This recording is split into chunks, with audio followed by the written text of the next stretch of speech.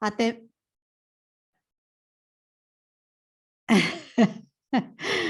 Quer que comece de novo? Estou gravando agora. Só o A iniciozinho, para gente ler de faz novo. a leitura daqui da formação dos mundos, então, retomando, começamos a gravação, e diz assim: o universo abrange a infinidade dos mundos que vemos e dos que não vemos. Todos os seres animados e inanimados, todos os astros que se movem no espaço, assim como os fluidos que o enchem. Então, como a Jaque e a Rayane trouxeram nas aulas anteriores, até mesmo aquilo que nós consideramos vazio está preenchido, de uma forma que muitas vezes nós não podemos entender, mas que nada fica despercebido, desapercebido, nada fica desocupado, sem atividade ou sem razão de ser ante a criação divina, mesmo que a gente não possa visualizar, sentir ou até mesmo compreender o que isso significa. Então, Kardec começa fazendo a seguinte pergunta aos espíritos superiores: o universo foi criado ou existe de toda a eternidade como Deus? É fora de dúvida que ele não pode ter se feito a si mesmo. E se existisse como Deus de toda a eternidade, não seria obra de Deus. Então, o que significa aqui? Que Deus é o Senhor de toda a criação, certo? Então, nós temos essa dificuldade de entender esse como, né? Como assim? Nós queremos entender o princípio das coisas, o princípio da vida, a origem, e são coisas que não nos serão esclarecidas, pelo menos nesse nosso estágio. Exatamente esse toque de mistério que faz com que a nossa fé seja estimulada. Ou a gente compreende de uma forma íntima, pelo estímulo da fé, pela confiança e pelo olhar da presença divina em toda a criação, daquilo que os nossos olhos podem ver, ou a nossa fé se torna totalmente fraca, né? Não é aquela fé inabalável em qualquer época da humanidade, como trazem os espíritos a Kardec.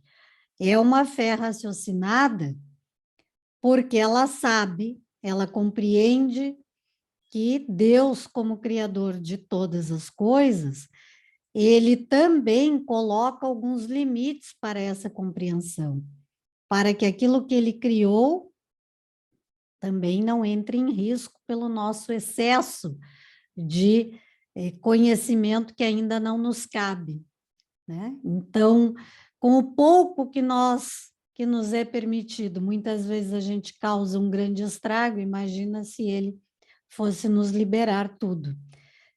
Muitos ainda se acham acima de Deus, né? Então, por que que quando Jesus aqui veio, disse que o que ele trouxe, primeiro, estava direcionado aos puros de coração, aos humildes, muitas vezes nós usamos assim a expressão pobre de espírito de uma forma errada. Quando Jesus falou aos pobres de espíritos, ele queria dizer aos humildes, aqueles que aceitavam as verdades vindas de Deus, sem se deixar influenciar pelo seu conhecimento, pela sua sabedoria, que era o caso dos doutos da lei na época, né? Doutos, para aquela época, significava senhores da sabedoria, e eles se julgavam acima até mesmo das próprias leis divinas. Eles achavam que, por saberem mais, eles podiam subjugar aqueles que não tinham acesso ao seu conhecimento. Então, para evitar isso, Jesus traz essas verdades aos simples, aos puros de coração, que estavam prontos para receber a boa nova. Então, em função disso, os espíritos superiores deixam claro aqui, né? É fora de dúvida que ele não pode ter se feito a si mesmo. E se existisse como Deus de toda a eternidade, não seria obra de Deus. Entenderíamos que existiriam outros deuses na criação desse universo, tá? Então, Kardec aqui vai explicar com as suas palavras assim: diz-nos a razão não ser possível que o universo se tenha feito a si mesmo, e que não podendo também ser obra do acaso, há de ser obra de Deus. Tá? Como criou Deus o universo? Para me servir de uma expressão corrente, direi pela sua vontade. Nada caracteriza melhor essa vontade onipotente do que as belas palavras da Gênese. Deus disse: faça-se a luz, e a luz foi feita. Então, nós temos isso na obra bíblica, né? Isso já faz parte da história da humanidade, essa frase: faça-se a luz, e a luz foi feita. Claro que nós sabemos que, se formos calcular o tempo que isso levou, nós vamos entender que Deus não criou o mundo em 7 dias. Então, há uma escala, há um cálculo que é feito, direcionado para aquela época, e nós vamos entender que isso levou anos, milhares de anos, né, para que a Terra se formasse, tudo se organizasse, ao ponto de que nós pudéssemos aqui sermos recebidos. Imaginem o universo como um todo. Então, ele segue perguntando aos espíritos superiores: podemos conhecer o modo de formação dos mundos? Tudo que a esse respeito se pode dizer e podeis compreender é que os mundos se formam pela condensação da matéria disseminada no espaço. Então, aqui, ó, tudo o que podeis compreender, o que se pode dizer a esse respeito, é o que está aqui. É que os mundos se formam pela condensação da matéria disseminada no espaço.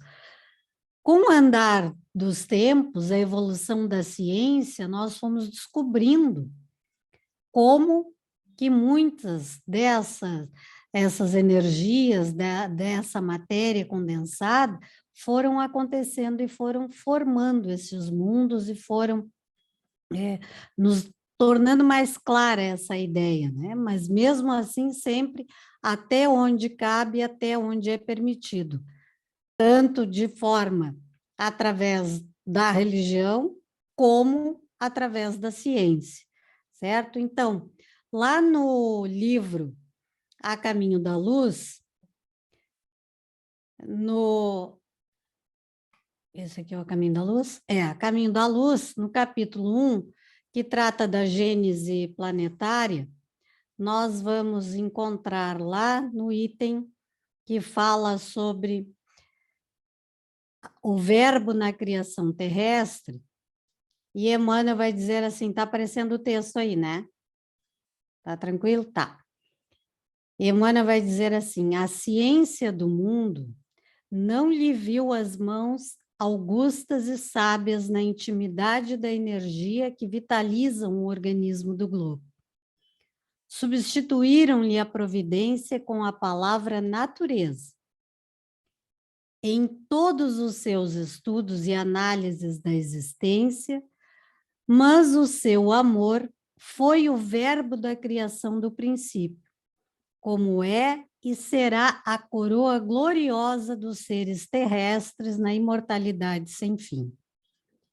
E quando serenaram os elementos do mundo nascente, quando a luz do sol beijava em silêncio a beleza melancólica dos continentes e dos mares primitivos, Jesus reuniu nas alturas os intérpretes divinos do seu pensamento.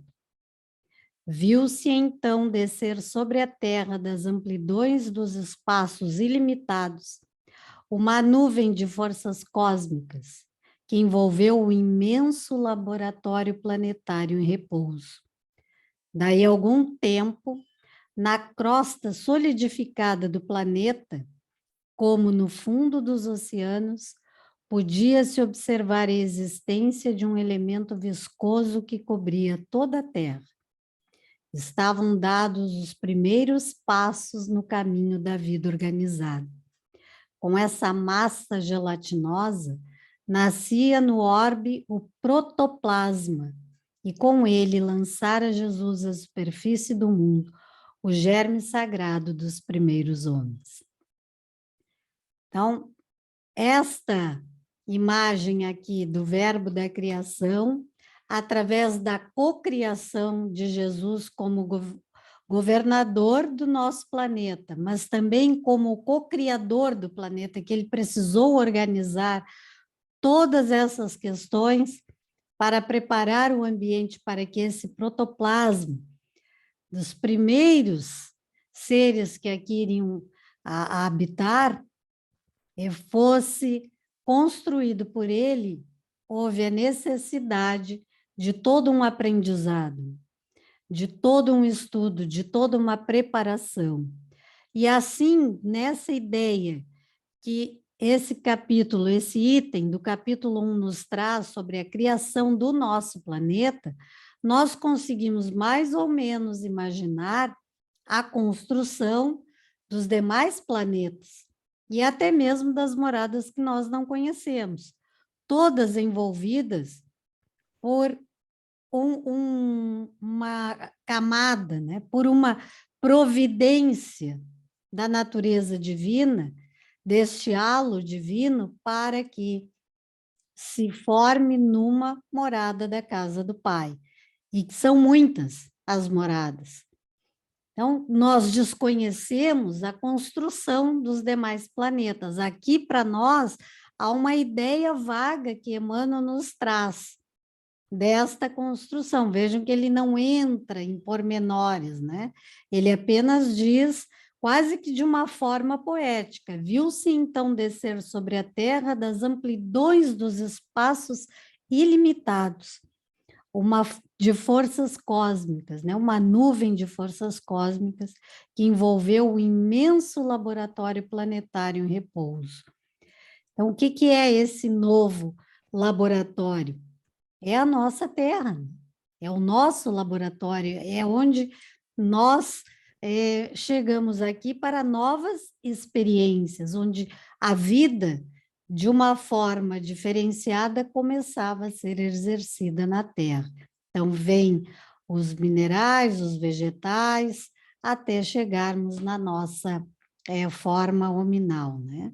Num outro livro, aqui, agora, do Evolução em Dois Mundos,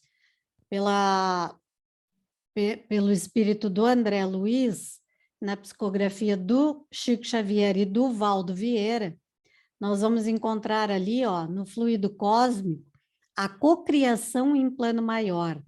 E ele diz assim, é nessa substância original, lembram lá do começo, quando a Jaque falou da origem da substância original, do fluido cósmico universal, a modificação, né, para que através da transformação, os demais elementos fossem constituídos e na transformação, na mutação de cada um, se operasse aquilo que fosse necessário para a criação dos planetas, do universo, das criaturas, né? Então, ele diz ali, ó, é nessa substância original que, ao influxo do próprio Senhor Supremo, operam as inteligências divinas, a ele agregadas em processo de comunhão indescritível. Os grandes devas, ou seja, os deuses da natureza, da harmonia, né? Os grandes devas da teologia hindu, que eu acho que vocês conhecem bem, né? Essa teologia, ou os arcanjos da interpretação de variados templos religiosos, extraindo desse hálito espiritual os celeiros da energia com que constroem os sistemas da imensidade em serviço de cocriação em plano maior, de conformidade com os desígnios do Todo-Poderoso, que faz deles agentes, orientadores da criação excelsa. Então, ele traz toda uma explicação aqui sintetizada, mas que ele envolve elementos que muitas vezes quem nunca leu as obras de André Luiz entende porque já ouviu falar num outro tipo de linguagem, em outra doutrina filosófica que se encontra aqui. Vejam que ele traz ali, operam as inteligências divinas a ele agregada a quem? A Deus. E que inteligências divinas são essas? Os grandes devas da teologia hindu ou os arcanjos da interpretação de variados templos religiosos. Quem são esses elementos para nós? Quem são estas inteligências divinas, se não os espíritos superiores, que auxiliaram nessa cocriação? Na verdade, hoje, da nossa forma aqui de encarnados, nós os conhecemos muitas vezes por vários nomes, dependendo do nosso segmento, dependendo dos nossos templos religiosos. Então, para alguns, pode ser conhecido como espíritos superiores, espíritos elevados, para outros, como anjos e arcanjos, para outros ainda como santos, como na Umbanda, orixás, né? Orixás. Para outros, ali como os hindus, né? Os devas. Então, dependendo do segmento, estas inteligências divinas possuem uma característica. Elas estão erradas, estão em contradição? Não. Elas estão exatamente em comunhão com a capacidade de cada um de compreender dentro daquilo que buscou para estimular a sua fé. Se nós observarmos, todos fazem parte de um único grupo que se chamam inteligências divinas. A ele agregadas, né? Agregadas a Deus, a serviço de Deus, trabalhando em seu nome para que trouxessem a nós os diversos níveis de conhecimento da espiritualidade. Tá bom? Ficou claro aqui? Ficou. Só uma colocação, Carla, uma dúvida. A gente poderia atrelar, então, lá no começo, que tu começou a ler, sobre o tema, com o Evangelho Teológico de São João? No princípio era o Verbo, e o Verbo se fez luz? No Evangelho de João. São João, sim, Isso. sim. Tem o Evangelho de João. Sim, ele começa assim, né? No princípio era o Verbo e o Verbo se fez luz, né? Isso. Então, o Verbo era a criação, era o amor, que se faz luz para todo o espaço, né? Para que tudo possa ser visualizado, percebido através dessa luz, né? Através desta energia, né? Dessa vibração. Por que se faz luz? Porque ele vibra numa sintonia em que esta luz se transforma e vai causando a aglomeração dos elementos necessários para que a matéria, aquilo que nós conhecemos por vida, se transformasse. Então, o verbo da criação se faz luz, a energia se condensa, vai se transformando, vai se mutando para que a vida possa ser recebida nas diversas moradas do Pai, no caso aqui o nosso, né? O nosso planeta Terra. Tá? Esse verbo que se menciona, a gente pode fazer sinônimo com ação, movimento e escolha, não pode? Porque ele escolheu dar o verbo. Ação, movimento e criação, né? Criação, criar e agir. Dar movimento à sua intenção de criar. Então, o verbo fazer a luz, né? Faça-se a luz. Agir, no caso. Agir, no caso. Movimentar, agir, criar, né? Aí, Vilmar, então, uma deixa para dependendo muitas dependendo Amém. do segmento aqui, como ele fala, religioso, há interpretações às vezes diferentes, né? Mas né, no resumir, nesta intenção, todos parece que convergem para a ideia da criação, né? Do verbo que se faz luz, do verbo que cria, que se movimenta, que se transforma, né? Ficou claro aqui? Ficou. A gente tem um trabalho, Carla, na casa, que não é pode falar. Tá. Que não é o evangelho segundo a Umbanda, mas é as consciências divinas, como tu mencionou agora, os prismas, as qualidades de Deus, que são os orixás, dentro do evangelho. Jesus manifestando, né, os orixás, as consciências divinas, através dos seus atos. Então, o Pai João pediu que a gente fizesse esse exercício, que a gente evidenciasse Jesus, né, ou, no caso, os apóstolos, enfim, manifestando os orixás. Então, a gente vê Pai Xangô, a gente vê Pai Oxóssi, a gente vê Pai Ogum, a gente vê Mãe Ansã, enfim, a gente vai evidenciando as consciências divinas, as qualidades da criação, dentro dos passos de Jesus Cristo. E assim a gente vai criando os orixás dentro do Evangelho. É uma série teológica que nós estamos criando na casa. Não que se tenha um evangelho segundo a Umbanda, entende? Mas que a gente evidencie as passagens dos orixás por Jesus Cristo. Isso tem fundamento, sim. Porque se nós pegarmos o Evangelho segundo o Espiritismo, nós vamos encontrar ali o quê? Toda a parte moral, né, do Espiritismo é desenvolvida em torno dos ensinamentos de Jesus. Então, eu acho que é um dos livros religiosos que trata das bem-aventuranças como nenhum outro. Elas são citadas várias vezes em quase todos os capítulos do Evangelho segundo o Espiritismo, mas todo ele, na sua parte moral, ele é centrado nos ensinamentos de Jesus. Então, isso que tu estás dizendo tem fundamento, é exatamente assim, apesar de não ser, como tu diz, um evangelho segundo a Umbanda, mas é um evangelho com teorias da Umbanda, mas que é fundamentado nos ensinamentos de Jesus. Isso é importante, porque para muitas pessoas, tanto o Espiritismo quanto a Umbanda não são cristãos, né? Aí existem também alguns outros fundamentos que talvez vocês possam explicar melhor do que eu, que algumas pessoas não consideram cristão, mas o Espiritismo em si, ele é totalmente cristão. Kardec jamais tirou Jesus do Espiritismo. E Chico Xavier reafirmava isso dizendo que o Espiritismo é Jesus de novo para o coração do povo.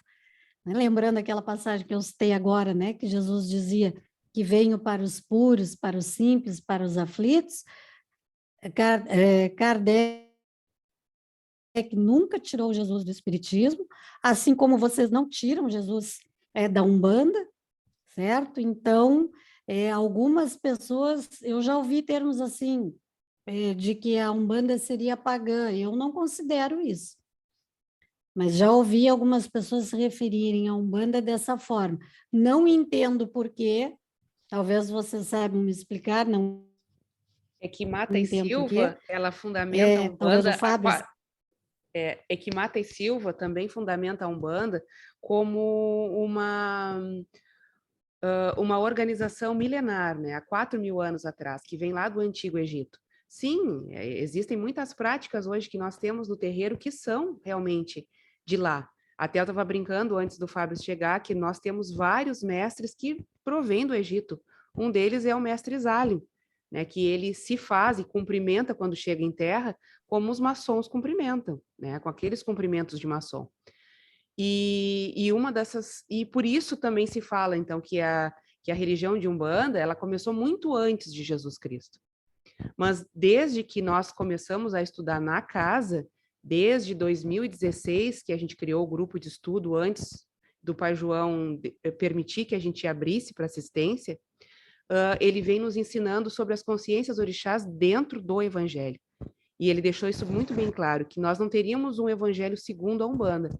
Nós teríamos os passos de Jesus Cristo segundo as consciências divinas que nós chamamos de orixá. E aí foi a primeira organização nesse sentido, foi de Manhãnsã. Foi quando Jesus chegou às beiras do Rio Jordão e recrutou os apóstolos. E ali ele colocou essas consciências eguns, né, consciências errantes, vagueantes, e ordenou-as a serem pescadores de homem e largarem os seus ofícios. Foi ali quando ele fez o primeiro contato com Pedro. E ali fala, né, que nas margens, né, da cidade de Cafarnaum, onde existia treva, fez-se a luz. Então, ali, Manhãnsã, que pega o caos e organiza aquele caos, coloca a ordem. Aí vem Pai Ogum, que pega aquela ordem e manifesta o progresso. Então, para cada um deles, a gente tem várias passagens. E a gente está fazendo essa sincronicidade com o Evangelho para que as pessoas entendam que a Umbanda ela é cristã. Mesmo ela sendo datada de 4.000 anos atrás, ela foi fundada no Brasil por um brasileiro e tem toda uma fundamentação cristã, tendo como Jesus Cristo, o Mestre Supremo, e o Evangelho como base. Perfeito. Das pessoas que eu conheço da Umbanda, eu sempre ouvi falar em Jesus, né? Então, por isso que eu estranho, às vezes, quando as pessoas dizem que a Umbanda é pagã, eu digo, não encaixa muito para mim esse termo, sabe? E pagã, para mim, parece uma coisa, não só sem Jesus, mas até mesmo sem Deus. Posso até estar dizendo uma bobagem, mas me dá essa ideia, assim, de que foge a princípios divinos, que parece algo totalmente místico, coisa criada pelo homem, não criada por Deus. É essa ideia que eu tenho de uma coisa pagã, sabe? É totalmente errado, não sei, posso estar dizendo uma grande bobagem, não sei explicar isso para vocês, porque eu nunca me aprofundei nesse sentido, mas eu vejo que a maior parte das religiões que a gente conhece, as pessoas que frequentam, elas falam em Jesus, falam em Deus, falam em Jesus, de uma forma muito carinhosa até, né? Então, eu não conseguia entender isso, e eu acho que também não, sabe, desconsiderei aquilo, nossa, não vou nem, isso me causa um mal-estar que eu não prefiro nem saber que tipo de umbanda é essa, que não considera Jesus que é pagã, né? Então, assim, são coisas que talvez agora vocês me explicando parece que faz mais sentido. Sim, sim. São práticas antigas, Por datar conhecimentos lá de 4.000 milenares. anos. Isso. Exato, até São aí. práticas antigas, conhecimentos milenares. A mãe Flávia Pinto, que é uma mãe de santo muito Vou terminar aqui, o conhecida. Fábio vai me puxar a orelha. Não, ele comunga por eu dessa não nossa. saber desse detalhe. Ele comunga dessa nossa ideia também. A mãe Flávia Pinto, ela é uma mãe de santo muito conhecida e ela tem muitos vídeos, ela faz muitos podcasts, enfim, ela tem muito material e muito livro escrito. E ela também defende que a Umbanda ela não é uma religião cristã. Ela defende que vem lá da Mãe África. Inclusive, ela fala que essa miscigenação com o kardecismo, porque a Umbanda, ela nasceu efetivamente dentro de uma casa Kardec. Zélio, ele se dizia e se diz, se fosse vivo em terra, ele é vivo, mas não em terra, encarnado, ele se dizia espírita. Ele era um homem espírita, a família dele era kardecista. E a religião de Umbanda, o caboclo das 7 encruzilhadas, ele se apresentou como Frei Gabriel de Malagrida, dentro de uma casa espírita, e disse que ali ele fundaria uma outra religião, que falaria mais a língua do povo, que miscigenaria fundamentos indígenas e africanistas. E, enfim, depois disso veio inclusive veio os malaios, através de Orixá Malê. Mas a mãe Flávia Pinto, ela diz que nós estamos embranquecendo a Umbanda. Muitas casas umbandistas, eles têm a imagem de Jesus Cristo no ponto mais alto, mas chamam de Oxalá. Por que eles chamam de Oxalá? Nada mais é do que um puro sincretismo, porque Jesus era aquela nascente de fé, o sol nascente que nos traria aquela menção de fé, fé manifestada. Ele manifestava a fé em todos os seres. E Oxalá é uma consciência divina, um prisma de Deus, Olorum, Zambi, Tupã, que manifesta a fé. Então, eu às vezes até brinco com amigos meus que têm casa de Umbanda, que são praticantes e chamam Jesus de Oxalá. Eu digo, eu chamo ele de Iansã. Aquela imagem de Jesus Cristo eu chamo de Iansã, porque na minha casa ele organiza eguns. E aí eles ficam me olhando com uma cara, eu brinco, né, para poder descontrair. Eu digo, ele pode ser chamado de qualquer uma das consciências divinas, porque ele tinha todas elas manifestadas na carne. Jesus era assim. Ele era todo o Orumalé de Orixá, dançando nas consciências e se manifestando como elas. Então, ele pode ser chamado de Pai Ogum, ele pode ser chamado de Mãe Ansã, enfim, todas as outras consciências, né? Mas podem falar, fiquem à vontade. Complementando o que a Jaque disse, eu estava vendo um estudo do A Caminho da Luz, e aí o Haroldo Dutra Dias, que ele é maravilhoso, e ele fez uma analogia que eu achei muito legal, que ele disse assim, que o Evangelho é o conjunto das leis de Deus universal, ou seja, aqui ou em qualquer planeta, o Evangelho vai existir, porque são as leis morais de Deus. Ou seja, ele é aplicado em todo ou qualquer espaço, né?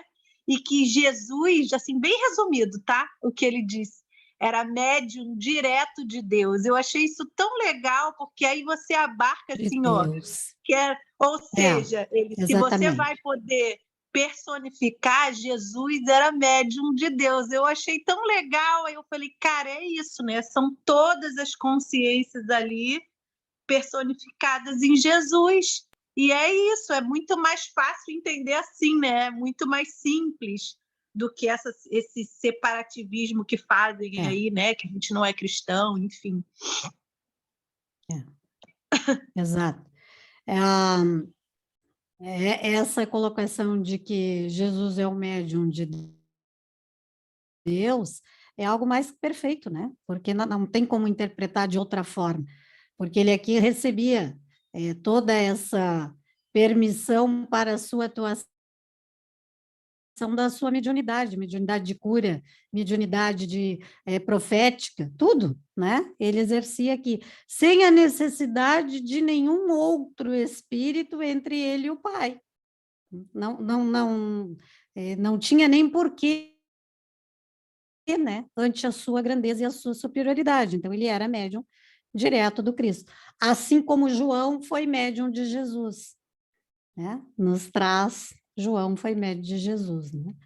Então, por isso que quando Jesus diz a Pedro, ele assim aqui estará quando eu retornar. E Pedro pergunta como, e ele disse, que te importa que ele esteja aqui?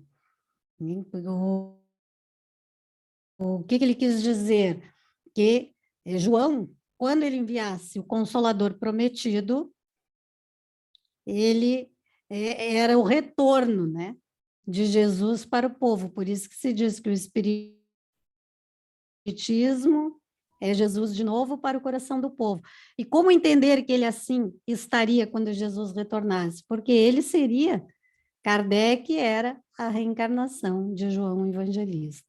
Então, quando a gente busca entender, parece que fica tudo muito solto, né? Como assim? Ele aqui estará quando eu retornar? É complicado, né? Mas ele vai voltar, não vai voltar? E de que forma ele vai voltar? Ele volta através da terceira revelação, quando ele envia o Consolador prometido, e João, obviamente, estaria aqui quando ele retornasse. Então, tudo se encaixa perfeitinho quando a gente estuda, né? Quando a gente chega nessa conclusão aqui. Mais alguém? Eu de novo, olha só. A gente Vamos lá. Não tem, hoje a aula está movimentada. No Evangelho de João, eu estava pegando aqui no celular para mim poder dar uma olhada e falar contigo. Eu estava lendo e no versículo 1, no capítulo 1, versículo 6, diz assim: houve um homem enviado de Deus, cujo nome era João. Este veio para testemunho, para que testificasse da luz, para que todos crescem por ele. Não era ele a luz, mas para que testificasse da luz. Ali estava a luz verdadeira, que ilumina todo homem que vem ao mundo. O Evangelho de... Se a gente vê, faz bem sentido com isso que a gente está estudando hoje. Exatamente, né? Exatamente. E depois, mais adiante, quando ele diz a João que ele profetizará em seu nome, o que seria aquilo ali? Profetizarás em meu nome e as pessoas irão conhecer, né? Essa profecia, que é o Apocalipse, que vem depois, né? Então, quando ele entrega e diz, guarda este selo contigo até que eu te permitas que revele, era a questão do Apocalipse, até que chegasse a hora de que aquilo se tornasse verdade, que ele pudesse colocar. Então, a gente lê o Apocalipse e não entende, algo para a gente assim, mas já foi, vai ser, está sendo, dá um nó, né? Até porque o Apocalipse ele é muito bem bordado. Como disse um amigo nosso ontem, ele parece um tapete persa, né? Cada pontinho daqueles ali tem um significado. Ele é totalmente simétrico, espelhado. Primeiro capítulo fecha com o último, o segundo com o penúltimo, o terceiro com o antepenúltimo, e assim, exatamente como eles faziam para ler o papiro, né? Aquele no rolinho, que eles iam rolando e abriam do meio para as pontas. Então, se nós pegarmos o pergaminho, não é o papiro, nada, o pergaminho, que abre em forma de rolo, pegarmos do Velho Testamento, quando se abrir bem no meio, a primeira coisa que nós vamos encontrar são os 10 mandamentos. Então, ali já se começa pela lei, né? Então, é muito interessante isso, essa forma de organização, dessa condução dessa palavra, dessa verdade, estabelecida onde? Na lei. Que foi o nosso primeiro texto psicografado, né? Exatamente, nosso primeiro texto psicografado. Moisés também era médium de Deus, né? Médium de Deus. Era médium de Deus. E quando Jesus vem e diz, eu não vim destruir a lei, vim apenas dar uma ajeitada aqui, colocar o amor como primeiro, único e eterno plano da lei, isso fica muito claro, porque que quando esta leitura era feita, nestes pergaminhos, a primeira leitura que se fazia era da própria lei, né? Ok, aqui mais alguém? Então, vamos lá. Concluindo ali, a leitura do André Luiz, ele vai dizer para nós assim, essas inteligências gloriosas, ou seja, tudo que nós conversamos aqui, ele vai resumir assim, porque espírito superior tem poder de síntese, né? Essas inteligências gloriosas tomam o plasma divino e convertem-no em habitações cósmicas de múltiplas expressões, radiantes ou obscuras, gaseificadas ou sólidas, obedecendo às leis pré-determinadas, quais moradias que perduram por milênios e milênios, mas que se desgastam e se transformam por fim, de vez que o espírito criado pode formar ou cocriar, mas só Deus é o criador de toda a eternidade. Então, por que ele bota ali, ó? Se desgastam e se transformam. Por quê? Porque aqui no Livro dos Espíritos nós vamos encontrar a lei do progresso e a lei da destruição. Não na destruição no sentido de que por a troco de nada a gente sai destruindo, a ideia humana às vezes, né, de destruição, mas da renovação, daquela necessidade de volver a terra, de arar a terra para que novas coisas sejam plantadas, sejam semeadas. Então, nesse sentido, tá? Então, muitas vezes a gente sabe cientificamente que os planetas de milhões e milhões e milhões de anos, assim como o Sol, eles deixam de existir. Aquele Sol que nós conhecemos, em um determinado ponto, ele vai virar uma estrela, né? Então, outros virão, outras moradas, outros contextos, mas, no nosso caso, no momento aqui, estamos passando pelo o período de transição. Então, quando que começou esse período de transição?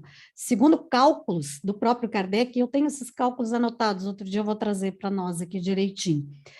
Começou com a terceira revelação, que foi o advento do Espiritismo. E vai praticamente ser concluído a partir de 2057, conforme o nosso ajuste aqui das coisas, né? Ele começa a preparar a partir de 2057, algo mais sólido em questão de um planeta de regeneração. Então, lá na Gênese, no último capítulo que trata de os tempos são chegados, que faz referências, obviamente, à Gênese mosaica, né? Kardec vai nos falar o quê? Que o mundo não vai terminar. Os espíritos dizem, o mundo não vai terminar dessa forma que a gente imagina. Não?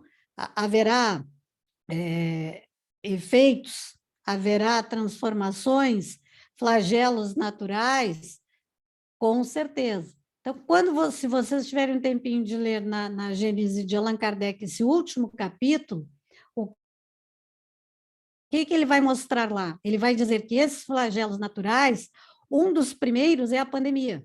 E olha, nós já tivemos uma pandemia já neste século, né? No início desse novo século.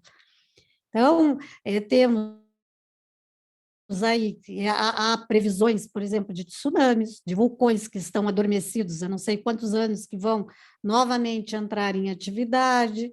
Então, tudo isso vai acontecer? Vai.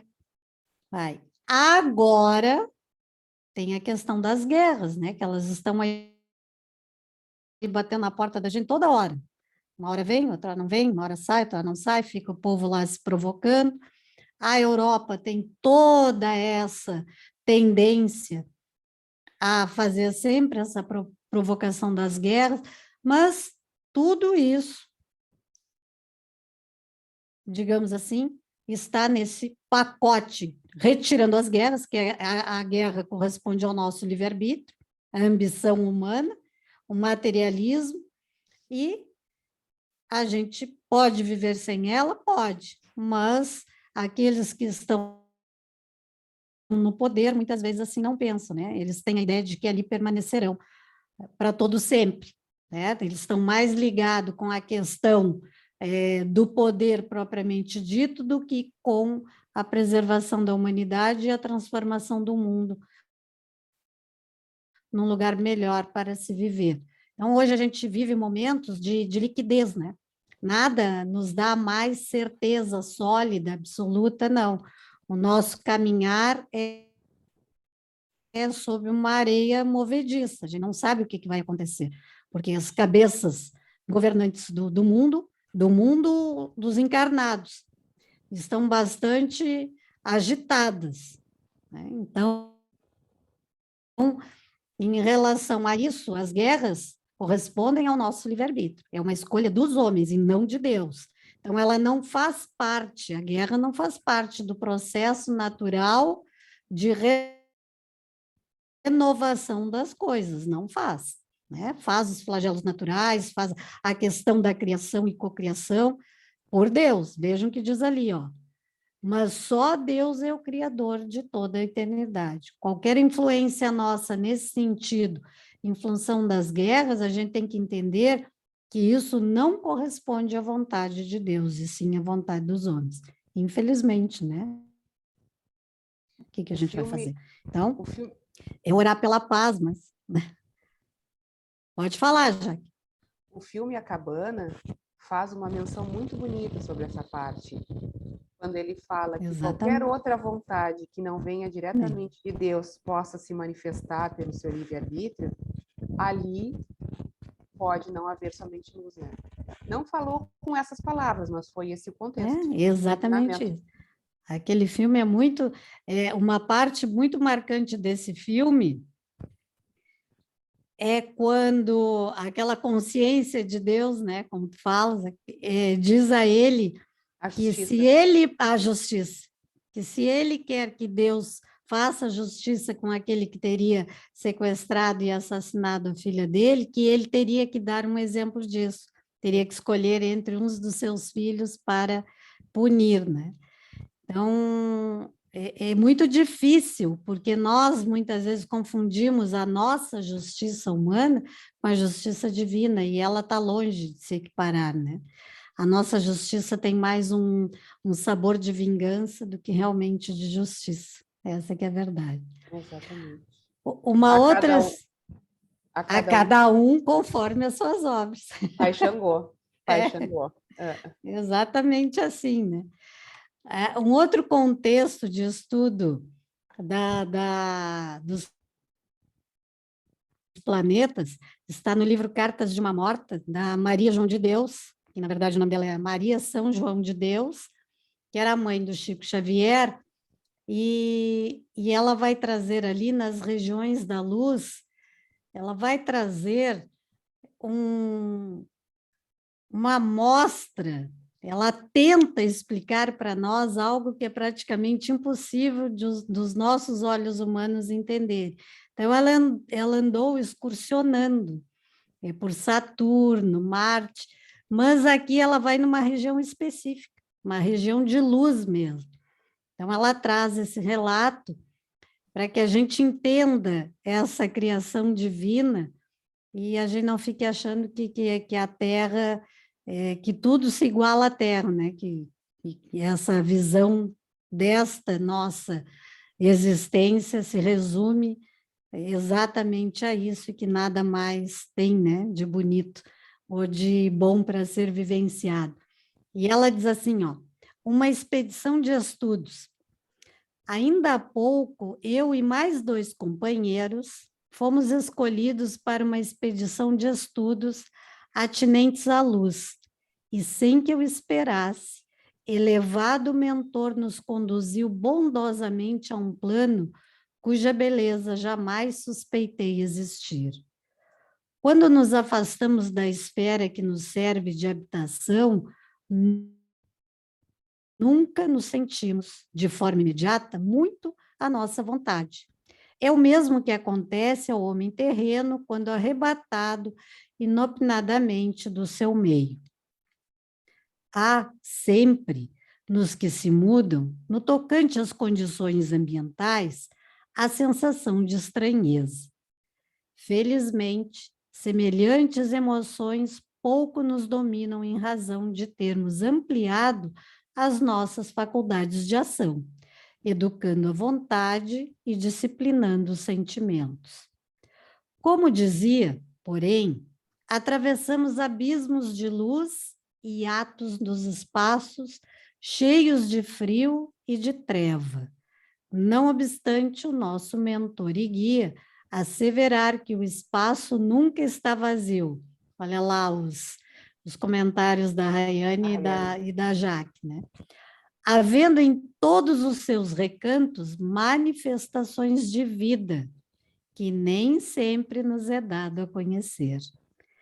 Em certa altitude, contemplamos o orbe terreno, que não era mais que uma estrela da imensidade, brilhando com luz avermelhada, refletindo a claridade do sol, que por sua vez se nos afigurava uma lâmpada, maior do que as de uso comum, até que o centro radioso do nosso sistema e seus companheiros, que rodopiam na imensidade, em condições de planetas opacos, figuravam pirilampos perdidos ao longe, no silêncio aparente do infinito. Mas o espetáculo ao nosso lado era sedutor e deslumbrante. Nossa, imagina, né? A gente, quando muito, vai olhar para o orbe terrestre, até chegar nessa condição aqui de poder visitar um ambiente de luz.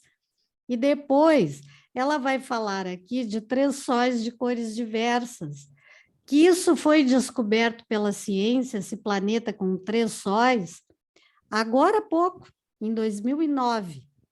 né? A ciência confirmou um planeta que tem 3 sóis. Vocês devem lembrar essa reportagem, se alguém pesquisar aí na internet vai achar. Aí ela diz assim, ó, penetramos numa atmosfera rosada, plena de luz, mas de claridade suave, que se irradiava espalhando sons dentro da mais harmoniosa das cadências que os meus ouvidos escutaram nas condições de minha nova vida. Lembrando aqui que ela está desencarnada, tá?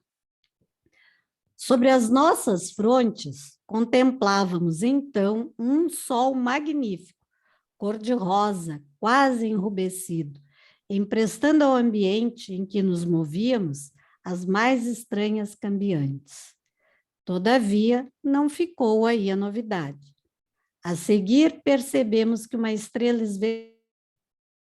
esverdeada brilhava no infinito dos céus, misturando as suas claridades esmeraldinas com as tonalidades róseas que se estampavam em todas as coisas. E, de repente, enquanto uma dessas estrelas se encontrava no zênite, a outra, prestes a desaparecer nos horizontes desse planeta maravilhoso, outro sol surgia.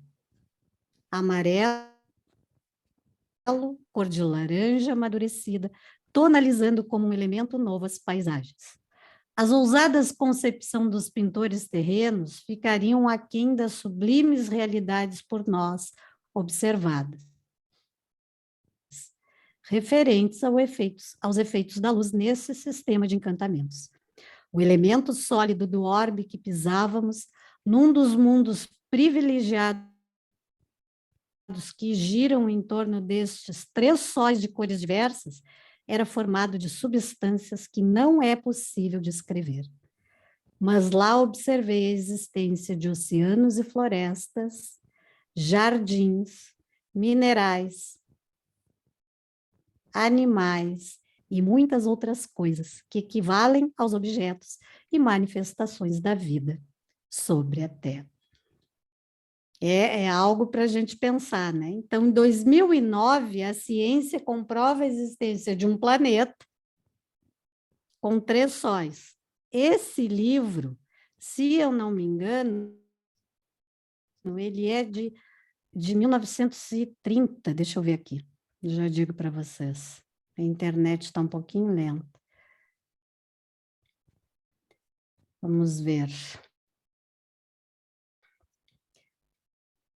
Ele tem, normalmente ele traz uma data aqui no... Quando vem o prefácio. E a gente sabe que na época em que isso aqui foi escrito, 1935, tá? 1935. Normalmente, o Chico fazia os prefácios depois que o livro estava pronto, né? Então, provavelmente, ele escreveu até um pouquinho antes, mas digamos que tenha sido em 1935. Para 2009, vai uma distância bem considerável. Para alguém que estava surgindo na mediunidade, não precisa a gente dizer do quanto ele realmente foi chamado de louco, né? Então, alguém que traz lá, olha, a mãe desencarnou e ele vem dizer que ela visitou um planeta de extrema luz, superior, de um mundo mais elevado, que tem 3 sóis, não dá para acreditar, né? Aí, em 2009, a ciência vem e confirma este planeta, e vai lembrar ali que ela fala que eram mais de um, né? É um dos planetas, ela diz, banhados por esses 3 sóis. Então, nós chegamos... Oi? Antes de tu concluir, quando tu estava lendo sobre o céu rosado, eu me lembrei de sexta-feira, quando eu passei ali pela Barra, voltando para casa. O entardecer de sexta-feira, ele foi muito diferente dos outros 2 dias seguintes. Eu soltei às 18, também fiz o mesmo trajeto. E aí eu fiquei lembrando assim, aqui é um sublime encantamento. Um sublime Quando encantamento. a gente tem essas nuances de cores rosadas assim no céu. O entardecer de sexta-feira, ali naquele campo da Barra, ele estava assim, literalmente poético, porque rosado, avermelhado, enquanto o sol se punha. Lindo. E aí, lendo essa parte, eu fiquei lembrando, eu imagino o encantamento desses seres desencarnados que vivem em outros mundos quando se deparam com esses espetáculos assim, à frente dos olhos, né? Porque às vezes a gente procura a matéria, procura a vida conforme o conceito que a gente tem de vida orgânica. Mas a vida, para quem é clarividente, tem essa ferramenta da clarividência, a gente consegue enxergar a vida, para quem enxerga além dos olhos físicos.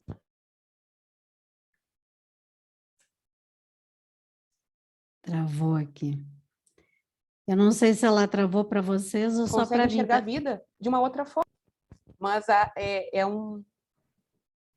não sei, apareceu uma mensagem, acho que eu parei de falar.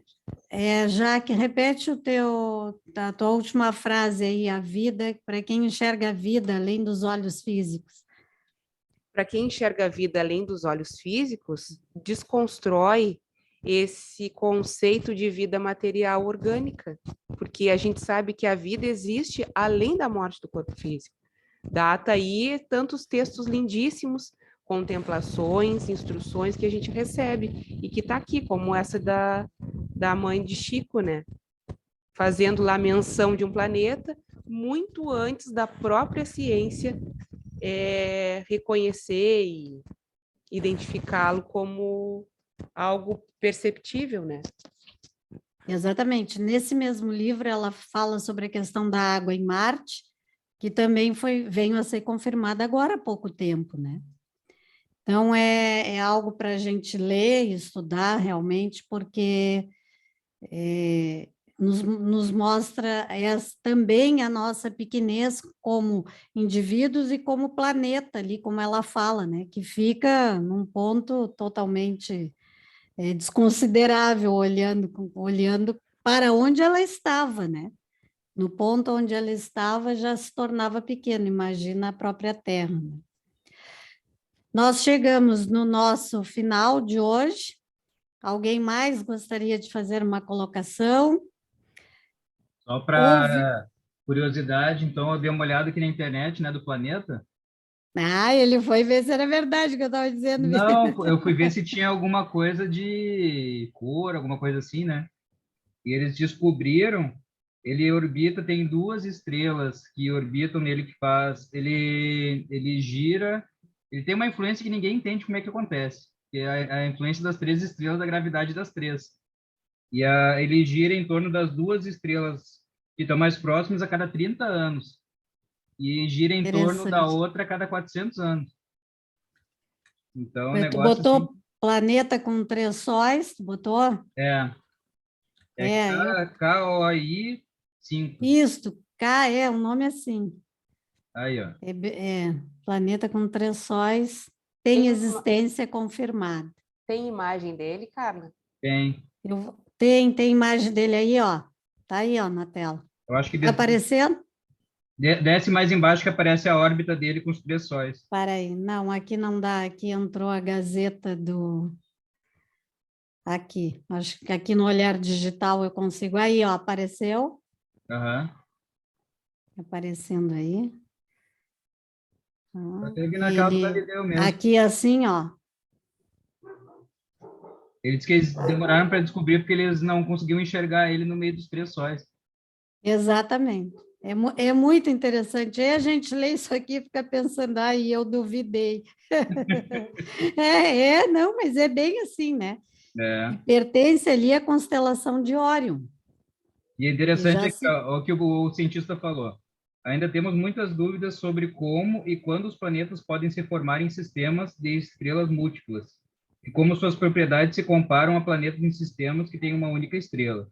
Ao estudar esse sistema em maiores detalhes, talvez possamos obter uma visão sobre como o universo cria planetas. Viu? Eles querem descobrir, né? Eles ainda não se convenceram que não é assim, né? Que não é o universo, né? Exatamente. Essa imagem aqui é muito interessante, né? Vocês conseguem ver aí, visualizar Sim, direitinho aí? consigo, Parece um consigo. gás, né? Parece. Ele é bem etéreo. Veja que nessa parte que estão vendo o cursor aqui, Aham.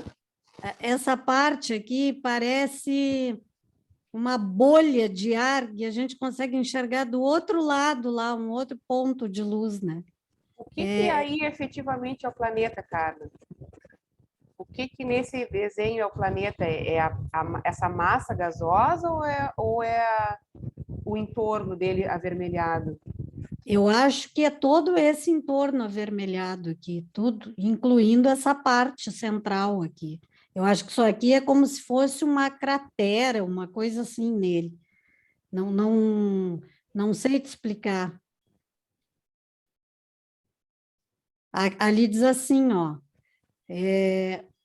uma pesquisa publicada na revista ali na última semana traz mais evidências sobre um sistema solar excêntrico empoleirado no nariz da constelação de Órion, que já vem sendo estudado há anos. Então, isso aqui, ó, nessas duas figuras menores que nós estamos enxergando aqui, eu acredito que seja uma parte de um dos anéis aqui que eles conseguiram fotografar, que é como ele diz ali embaixo, ó. Aham. Segundo a nova abordagem, não, ali, os 3 anéis de poeira do GW Orionis, um sistema solar de estrela tripla na constelação de Órion. O anel interno instável pode conter um planeta jovem. Aqui, aquela ali que eu... Tá, a massa gasosa. Aham. Aquilo ali, ó, que eu falei. Tá. Tá? Dá para enxergar aqui, ó. Ó, peraí. Não, tá dando... Reflexo, velho. Ó. Essa aí tá bem Tem um explicadinho. pontinho, tá. aquela órbita ali, ó, aquele pontinho que é o planeta. São 2 É. anéis Exatamente, entrelaçados, assim. É que nem esse aqui, ó, é o pontinho que a gente enxerga, tem É. 1, 2, 3 anéis, e o pontinho pequeno é o que ele chama ali De planeta jovem. planeta jovem. Então, é muito interessante isso, né? E saber que isso já estava lá nas obras de Chico Xavier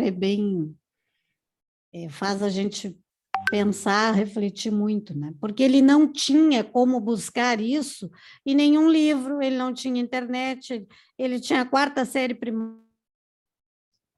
ou seja, por mais que a imaginação dele fosse criativa, né? Não, era muito para uma pessoa, claro que lembrando, falando assim, a imaginação dele como Chico Xavier, né? Se tratando da encarnação daquilo Sim. que nós visualizávamos. Obviamente Que vai muito além. sendo o espírito que ele era, ele tinha o conhecimento que podia ser acessado a qualquer hora. Mas, de uma forma bem pequena, a nível de Pedro Leopoldo, de Chico Xavier, somente Chico Xavier, era praticamente impossível esse conhecimento, né? Não tinha nem onde pesquisar. Isso para dizer que foi uma mistificação, que foi coisa da cabeça dele. Então, a coisa da cabeça dele está sendo confirmada pela ciência, né? Isso é que é interessante.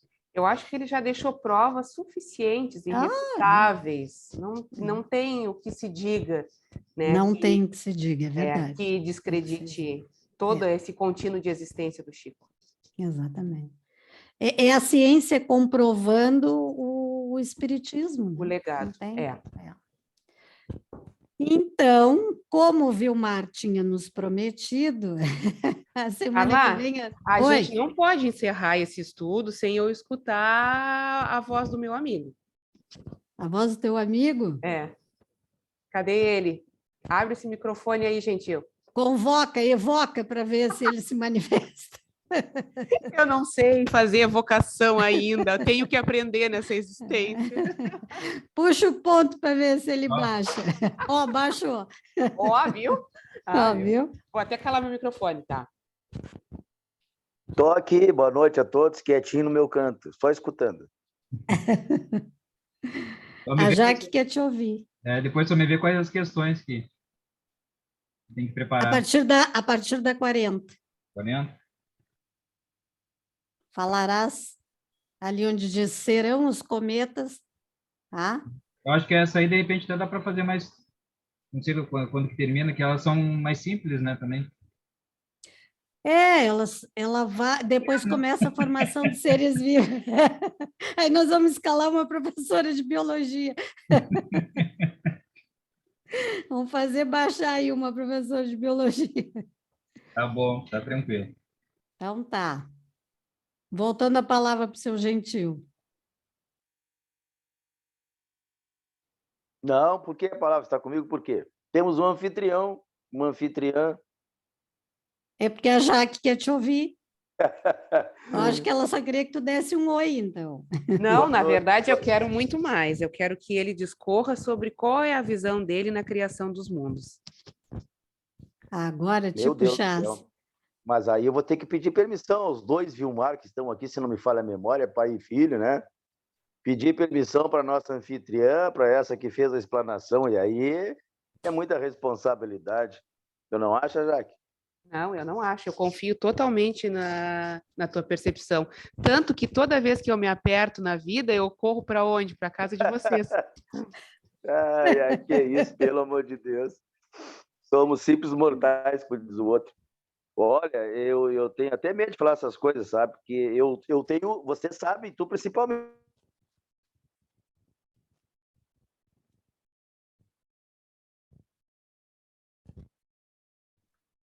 Vocês estão ouvindo? Não, caiu, Eu Carla. acho que caiu, acho que ele caiu. É, ou eu fiz alguma coisa aqui, porque a minha tela até apagou e voltou agora. Pagou tudo aqui, é. Não, mas eu acho que foi a internet. Não, mas segue, gente, que tá dando Tá, para ouvir segue agora. lá. Eu vou fechar meu Não, microfone. então, o Vilmar pai é um Barragã. E o outro, o Vilmar, eu não sei se é filho ou se é Júnior. Sou Júnior, Oi, Júnior, tudo bem? tudo bom? Tudo bem, graças a Deus. Então tá. Eu tenho uma concepção, e a Jaque sabe disso, né? Que eu tenho, e a Carla principalmente, e isso gera algumas polêmicas acaloradas às vezes em casa, e até mesmo quando a Jaque chega lá, ela dá risada. Porque eu digo que eu tenho uma cesta ecumênica, viu, Vilmar? Embaixo do braço. Eu pego um pouquinho de cada coisa e vou fazendo a minha cesta ali embaixo. E a Carla diz que não pode ser assim, isso não existe, mas eu vejo assim. Então, aí entra Umbanda, entra shintoísmo, budismo, hinduísmo, e aí vai embora, né, cara? Eu vou juntando tudo que eu gosto, um pouquinho de cada um, e tenho a minha religião própria. Não que eu não pratique a Umbanda enquanto Umbanda, né? É claro. E é engraçado isso, vocês estarem falando ali, né, desde o começo, sobre religiões pagãs. E eu não sei até que ponto se a Carla diz assim, não, eu não considero a Umbanda pagã. A Umbanda não é pagã, e eu falo isso do meu ponto de vista, claro, aceito o contraditório de todos, mas o que se considera uma religião pagã? Né? Primeiro princípio, vamos partir desse princípio aí. Partindo do pressuposto que religião pagã é aquela que, para algumas religiões, né? Porque o termo pagã, ela se origina porque criaram-se o cristianismo, o islamismo, não é? Então, para o judaísmo, para esses, religião pagã são todas aquelas que não professam a religião deles. Qualquer religião que não seja judaica, islâmica ou cristã, para eles é pagã. Então, a Umbanda é pagã, Candomblé é pagã, hinduísmo é pagã. Se partirmos desse pressuposto, vocês estão entendendo o que eu quero dizer? Então, o termo pagã ele é muito amplo, dependendo daquele que expressa ou que vivencia a sua religião. Para cristianismo, judaísmo e islamismo, pagão é qualquer um que não seja da religião deles. Todos são pagãos. Nós somos pagãos para eles. Aí, nesse ponto, a Umbanda é pagã? Vejam como o termo é muito amplo. A gente, às vezes, se apega a certos conceitos que, se nós formos analisar o pé e a letra um do outro, eles não fecham. Por isso que a gente diz assim, a verdade absoluta, a única verdade absoluta que eu considero são aquelas que são divinas, conceitos divinos. O resto são verdades subjetivas, algumas abstratas, mas verdade enquanto verdade é uma só. Não sei se eu estou me conseguindo fazer entender. Vocês falaram também sobre o começo, né? Formação dos mundos e tal. E aí a gente vai se reportar, né? A Jaque falou sobre os maçons, e aí nós temos um irmão aqui, né? Que, se eu não me engano, está acompanhando hoje a palestra aí, e a gente sempre começa com abrindo o livro sagrado, né? E nada mais é do que uma Bíblia. Pode ser o Alcorão também, pode ser o Alcorão. Algumas lojas abrem o Alcorão. Então, mas então, o que é o profano? O profano nada mais é do que um pagão. Mas, na verdade, o profano é aquele que não detém o conhecimento, aquele que ainda não tem o conhecimento da luz. Aí a gente começa a divulgar e a falar sobre isso tudo, e a gente vai abrindo um leque muito grande. Mas como assim? Profano é quem não detém o conhecimento, não detém a luz, é pagão. Mas, por exemplo, a Jaque falou do maçom não é pagão, pois os maçons acreditam em Deus. Não se fala em Deus enquanto um nome, né? Vejam bem. Mas assim, um ser superior, uma consciência. Isso. Consciência Omega. Uhum. Não é? Então você dá o nome que você quiser. Mas eu não posso te dizer que é pagão. Não é pagão. Profano até pode ser, pagão não. Então é um assunto, minha gente, que se a gente queríamos fazer uma como é que se chama? Uma roda de conversa, né? Sair da palestra, passar para uma roda de conversa e vamos fazer um sarau literário, abrangendo teologia. O próprio nome diz, né? Teologia, o que vem a ser teologia? E aí nós vamos cair em falar sobre Aristóteles, Platão, Arquimedes e outras coisas mais, né? Teo, Deus, né? E logos, estudo, mas estudo no sentido de conhecimento universal. É complicado, é difícil, eu peço desculpa a vocês, mas eu não vou me alongar muito, não vou passar a noite toda aqui. São vários conceitos, vários significados, e dependendo do contexto, cada um deles tem um significado próprio diferente. É isso, é assim que eu penso, Jorge. Maravilhoso, meu amigo. É exatamente isso que a gente sempre espera de todos nós que estamos na aula. É uma contribuição, aprendendo uns com os outros, né? E a gente tem tanto para aprender e tanto para contribuir, que são pequenas doses que fazem toda a diferença. Até uma palavra que nos brilhe aos ouvidos e aos olhos, a gente vai buscar e se aprofundar de acordo com as nossas necessidades íntimas. E é isso que é o importante. Muito obrigada. Eu vou passar de volta a palavra para Carla, mas antes disso, eu vou te dizer que eu gostei muito desse teu sarau. E quem sabe a gente cria essa ideia, a gente trabalha essa ideia para fazer aí uma homenagem à Umbanda no dia 15 de novembro desse ano, que é o aniversário dela.